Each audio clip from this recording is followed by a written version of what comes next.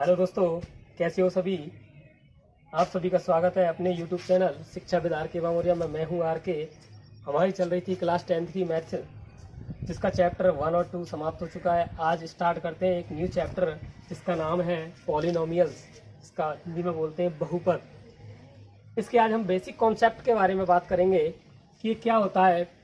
Course change हुआ, उससे पहले जो चेंज नहीं हुआ था उसमें क्या था कि चैप्टर 3 और 4 दो दिए हुए थे। चैप्टर 3 का नाम था, चैप्टर जो 3 था उसका नाम था बहुपद, और चैप्टर जो 4 था उसका नाम था द्विघात समीकरण। द्विघात समीकरण। अब इन दोनों को मिक्स करके न्यू सिलेबस में चैप्टर नंबर 3 कर दिया और जिसका नाम दे दिया पूरे का बहुपद। अब इनमें जो चैप्टर नंबर 3 अब बनाया है जिसका नाम है पॉलिनोमियल्स बहुपद, इसमें हम दोनों चीजें पढ़ेंगे। बहुपद भी आएंगे और साथ में क्या आएंगे, द्विघात समीकरण भी आएंगे। तो देखो क्या होता है बहुपद और द्विघात समीकरण, उसके बारे में जानते हैं। देखो जो नॉर्मल जो समीकरण होता है वो होता है ax² plus bx plus c equal to 0। ax² plus bx plus c equal to 0। यहाँ पर घात कितनी है, 2, तो इसलिए इसको बोलते हैं द्विघात समीकरण। इसको किस रूप में लिख सकते हैं, इसको ऐसे भी लिख सकते हैं कि ax² plus bx equal to 0 हो सकता है, या फिर ax² plus c equal to 0 हो सकता है। लेकिन ऐसा कभी नहीं हो सकता, नेवर, क्योंकि हमेशा द्विघात समीकरण की पहचान होती है कि उस पर मिनिमम घात हमेशा 2 होनी चाहिए, अन्यथा वो द्विघात समीकरण नहीं कहलाएगा। तो ये 3 कंडीशन बनती है द्विघात समीकरण की, ax² plus bx plus c equal to 0, या ax² plus bx equal to 0, या ax² plus c equal to 0। जहाँ पर जो c है वो एक कांस्टेंट टर्म है, मतलब अचर पद है। अचर पद बोलते हैं जिसमें ना कोई x y z कुछ भी ना लगा हो, उसे अचर पद बोलते हैं। एक नॉर्मल संख्या होती है, नेचुरल नंबर, या फिर कोई भी कह सकते हैं, 0 भी हो सकता है। तो c क्या है, अचर पद है। x² a का गुणांक है, मतलब a का गुणांक x² है, b का गुणांक x है, और c क्या है, अचर पद है। अगर बात करें हम कि समीकरणों की कैसे गुणनखंड किए जाते हैं, तो उसकी 3 विधियां होती हैं। समीकरण को हल करने की 3 विधियां होती है। नंबर 1 होती है गुणनखंड विधि। गुणनखंड विधि द्वारा, जो कक्षा 8th में भी की है, 9th में भी की है और 10th में भी है। बहुत ही नॉर्मल विधि है, सिंपल। दूसरी विधि आती है पूर्ण वर्ग विधि, जिसके बारे में हम बात करेंगे जैसे ही अपनी एक्सरसाइज आएगी उसमें बात करेंगे। और तीसरी विधि है एक फॉर्मूला मेथड, सूत्र विधि। सूत्र विधि, इसमें एक फॉर्मूला आएगा जो दिया था श्रीधर आचार्य ने। किन्होंने दिया था, श्रीधर आचार्य ने। क्या फॉर्मूला था कि जब भी x की वैल्यू या किसी भी पद की वैल्यू ज्ञात करनी हो तो उसके लिए हमें फॉर्मूला दिया था -b plus minus √b² minus 4ac upon 2a। इस फॉर्मूले से हम किसी भी समीकरण का मान ज्ञात कर सकते हैं। तो ये दिया था कि उन्होंने श्रीधर आचार्य, तो इसीलिए इसका नाम क्या रखा, श्रीधर आचार्य फॉर्मूला। तो श्रीधर आचार्य फॉर्मूला क्या है, -b plus minus √b² minus 4ac upon 2a। अब ये b, c और ये क्या है, बात करते हैं। समीकरण हमने बताया था अभी कि ax² plus bx plus c। जो a है वो क्या है, x² का गुणांक। तो यहाँ a लिख सकते हैं क्या है, x² का गुणांक, x² का गुणांक। और b क्या है, b है x का गुणांक, b है x का गुणांक। और c क्या है, c है अचर पद। ये हमेशा 0 के बराबर होता है, तो ये क्या है, अचर पद।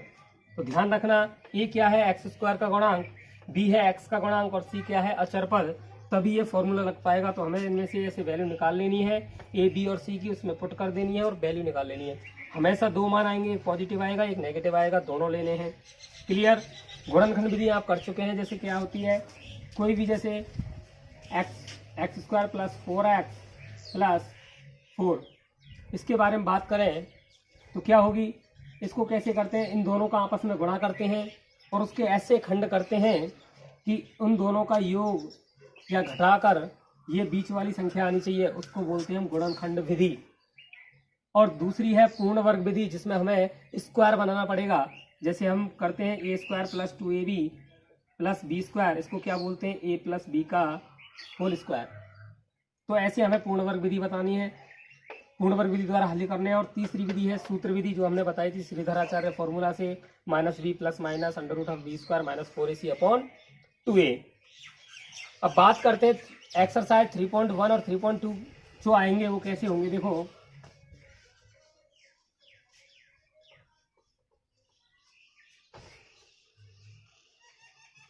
क्या होता है, हमने बताया था द्विघात समीकरण किस रूप में होता है, ax² plus bx plus c equal to 0। हमने बताया था इसको ऐसे भी लिख सकते हैं कि x² plus bx equal to 0 या ax² plus c equal to 0। ध्यान रखना है ये जरूरी है समीकरण में, तभी वो द्विघात समीकरण माना जाएगा, अन्यथा नहीं। तो अब बात करते हैं, हमने चैप्टर 2 में करा था यूक्लिड प्रमेय। यूक्लिड प्रमेय क्या थी, यूक्लिड जो एल्गोरिथम थी, थ्योरम थी, वो थी a बराबर bq प्लस r। a क्या है, कोई भी भाज्य है, b है भाजक जिसमें भाग देते हैं जिसका, और q क्या है, भागफल, और r है रिमाइंडर मतलब शेषफल। तो इसको हम कैसे लिख सकते हैं कि भाज्य बराबर भाजक इंटू भागफल प्लस शेषफल। क्लियर। तो भाज्य को मैं लिखना चाहूँ तो किससे लिख दूँ, जैसे इसको लिख दिया मैंने fx से, इसको लिख दिया मैंने gx से। मतलब fx एक बड़ी संख्या है जिसमें हमें gx का भाग देना है, भाग देंगे वो किसी न किसी बार जाएगा, चाहे वो 0 बार जाए या 1 बार जाए, उसको बोलते हैं हम भागफल, इंग्लिश में बोलते हैं क्यूसेंट, इसलिए इसको q से व्यक्त करते हैं। तो इसको मैंने लिख दिया जैसे qx, और रिमाइंडर शेषफल को बोलते हैं r से व्यक्त करते हैं, इसलिए इसको क्या लिख दिया हमने rx। तो ये बन गया, ये जो हमें काम आएगा चैप्टर के अंदर कि fx बराबर gx into qx plus rx। ये क्या है, एक यूक्लिड प्रमेय है जिसको हिंदी में क्या बोलते हैं, भाज्य बराबर भाजक इंटू भागफल प्लस शेषफल। क्लियर। आगे बात करते हैं कि जब भी हम द्विघात समीकरण या किसी भी समीकरण को सॉल्व करेंगे तो उसके दो शून्यक आएंगे, दो शून्यांक आएंगे। द्विघात समीकरण के जितनी घात मैक्सिमम होती है उसके उतने ही शून्यांक होते हैं। बात करते हैं जैसे इस समीकरण की या इसकी तीनों समीकरणों की बात करें तो इसके हमेशा घात कितनी, अधिकतम 2, तो इसके शून्यांक कितने होंगे, 2। तो उसके शून्यांक निकालने हैं हमें, और जो भी शून्यांक आएंगे पहले वाले को हमें अल्फा मानना है और दूसरे वाले को हमें क्या मानना है, बीटा मानना है। और उसकी जांच कैसे करते हैं, जांच के लिए आपसे जांच भी पूछी जाएगी चैप्टर एक्सरसाइज जो है 3.1 में। जांच कैसे करते हैं कि दो शून्यांक है, माना पहला जो शून्यांक होगा उसको क्या मान लिया हमने, अल्फा, और दूसरा शून्यांक उसको मान लिया हमने बीटा। तो अब हमें इनकी जांच करनी है कि क्या ये शून्यांक सही है। तो कैसे करेंगे, देखो पहले बात आती है फर्स्ट में शून्यांकों का योग,